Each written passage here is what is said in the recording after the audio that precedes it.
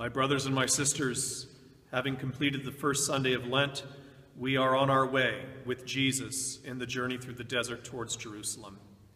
And having just begun that journey in the desert, we encountered this last Sunday Luke's version of that moment in time when time seemingly stopped, when everything happening just came to a halt, when nothing mattered but this encounter between the devil and Jesus, when the devil tempted Jesus. And there's three temptations, three of them that we need to consider. The first temptation was a question of sustenance.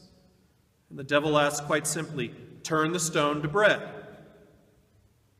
And Jesus responds by saying, we don't live just on bread.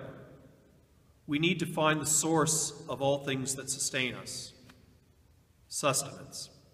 The second temptation is one of idolatry and worship. And the devil says quite simply, if you worship me, all these kingdoms in front of you, everything can be yours. And Jesus says, no, I worship the Lord our God.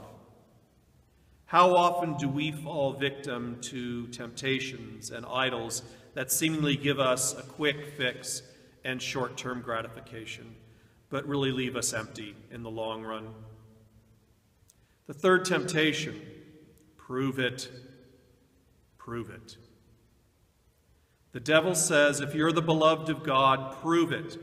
Jump off the parapet of the temple and he will save you.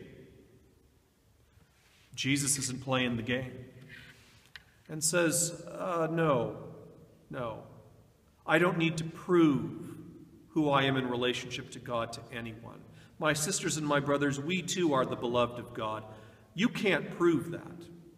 You have to believe that and live by that. Ultimately, my brothers and my sisters, the three temptations invite us to look deeply at what sustains us in the short run. What do we idolize in the here and now? And why do we need to prove things in the here and now? What Jesus does is put things into the big picture. And he says, sustenance has to be grounded in God. Worship is not about idolatry. Worship is grounded in the truth of God. I don't have to prove my relationship to anyone. The proof comes in how I believe and how I strive to live by those beliefs. My sisters and my brothers, that's about living in the big picture. That's about looking through the desert towards Jerusalem and the truth that Jerusalem reveals. And that is that Jesus brings us salvation.